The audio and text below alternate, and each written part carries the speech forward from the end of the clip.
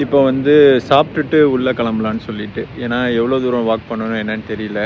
பாப்பாவும் இருக்கா. இப்போயே லஞ்ச் டைம் ஆகிடுச்சு, போயிட்டு வந்தால் லேட் ஆகிடும்.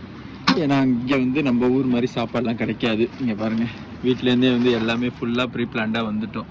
சாப்பாடு, ஸ்நாக்ஸு, அப்புறம் ட்ரெஸ் எல்லாமே எடுத்துகிட்டு வந்துட்டோம். பார்த்தீங்கன்னா வீட்டிலேருந்து பிரியாணி எடுத்துகிட்டு வந்துட்டோம். நிஷா வேறு லெவலில் ஒரு பிரியாணி போட்டிருக்காப்புல. அப்படியே நம்ம வீட்டில் சாப்பிட்ற மாதிரியே இருக்குது. சூப்பராக பண்ணியிருக்காங்க.